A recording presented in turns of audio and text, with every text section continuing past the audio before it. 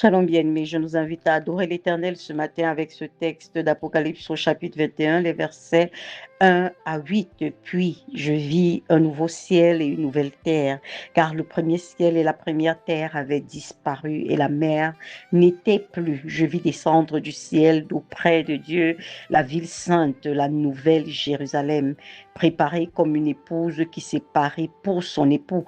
Et j'entendis du trône une voix forte qui disait: Voici le tabernacle de Dieu avec les hommes.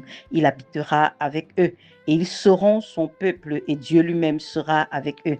Il essuiera toute larme de leurs yeux et la mort ne sera plus. Il n'y aura plus ni deuil, ni cri, ni douleur, car les premières choses ont disparu.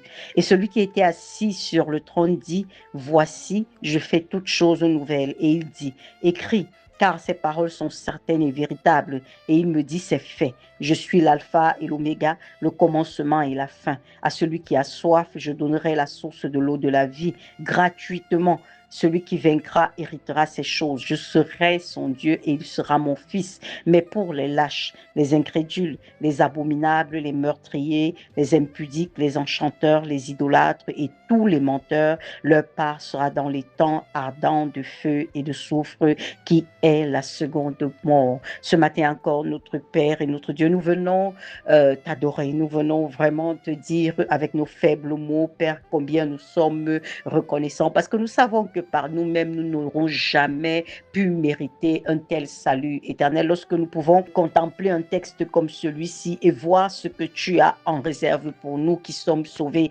Seigneur éternel, nous ne pouvons que te dire merci, parce que effectivement, nous étions destinés à la mort éternelle, nous étions destinés à l'enfer, nous étions destinés à une souffrance sans fin, mais il t'a plu, Seigneur, de nous faire don de ton Fils Jésus-Christ afin qu'il vienne porter sur lui nos péchés, nos iniquités et nous réconcilier avec toi afin que nous ayons part à cette éternité de gloire. Nous te disons merci, Seigneur. Merci pour un nouveau ciel. Merci pour une nouvelle terre. Merci parce que, Seigneur, nous pouvons imaginer, et ça ne peut être que vraiment notre imagination, Seigneur, à quoi est-ce que ça va ressembler, combien ce sera glorieux. On peut voir des images, mais on sait certainement, Seigneur éternel des armées, que ce sera de loin plus glorieux que tout ce que les hommes peuvent essayer de faire voir, en fait, peuvent essayer de retracer avec leur imagination. Et pour cela, nous te disons merci. Merci encore, éternel des armées, parce que nous savons, éternel, que nous allons entrer dans une vie où il n'y aura plus de mort. La mort aura été vaincue, Seigneur. La mort aura été vaincue, éternel. Il n'y aura plus ni pleurs, il n'y aura plus ni deuil, il n'y aura plus ni douleur.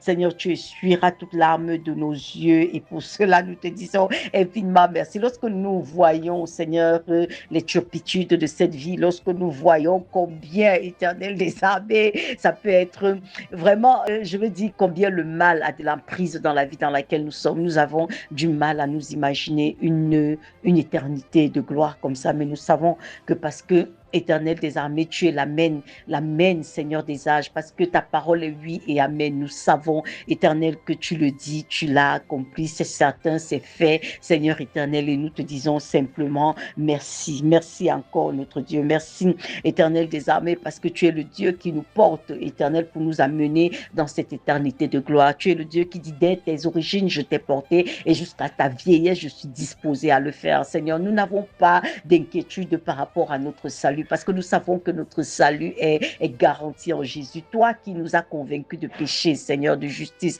de jugement, toi qui nous as portés, qui nous as appelés à demeurer dans ta présence jusqu'à ce jour éternel des armées, nous savons que nous allons y demeurer jusqu'à la fin et que nous recevrons la mention de bons et de fidèles serviteurs. Que toute la gloire te revienne, notre Dieu. Seigneur Jésus, nous t'adorons, nous prosternons nos âmes devant toi parce qu'il t'a plu d'accepter de payer le prix fort afin que nous soyons sauvés, que nous soyons réconciliés avec le Père et que nous ayons part à un tel héritage. Merci Saint-Esprit parce que tu es notre conducteur de chaque jour. C'est toi qui nous donne effectivement de pouvoir traverser les embûches sur notre chemin ici sur la terre afin de pouvoir accéder à cette éternité de gloire. Merci infiniment au-delà de ce que nos mots peuvent traduire, Seigneur. Merci Seigneur éternel parce que tu permets même encore que notre soif de toi grandisse chaque jour davantage. Tu dis ici à celui qui a soif soif, je donnerai la source de l'eau de vie gratuitement. Merci parce que Jésus est cette eau de vie qui chaque jour nous abreuve, qui chaque jour nous abreuve et cela de façon complètement gratuite. Nous t'adorons, notre Dieu.